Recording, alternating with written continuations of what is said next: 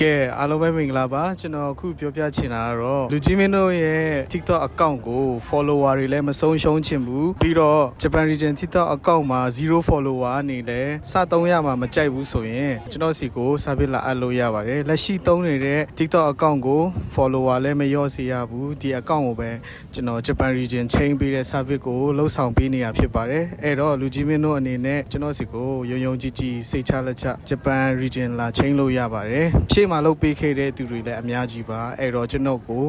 စိတ်ချယုံကြည်စွာအလုပ်လာအပ်လို့ရပါတယ်ဆိုတဲ့အကြောင်းကိုဒီနေရာမှာကျွန်တော်ပြောပြချင်တာဖြစ်ပါတယ် service ကြီးအနေနဲ့ကတော့တတ်မှတ်ထားတာရှိပါတယ်ဒါပေမဲ့အရင်မများပါဘူးမိတ်ဆွေတို့အနေနဲ့ဒီ account ကနေပြန်လည်ရရှိလာမဲ့ဝင်ငွေရဲ့တစ်လစာရဲ့30%တော့မရှိပါဘူးအဲ့တော့ကျွန်တော်စီကို Myanmar to Japan Region TikTok account ကိုလာချိန်လို့ရပါတယ်ဆိုတဲ့အကြောင်းကျွန်တော်ပြောပြချင်တာဖြစ်ပါတယ်ကျေးဇူးကပါဆိုင်ขอบคุณครับ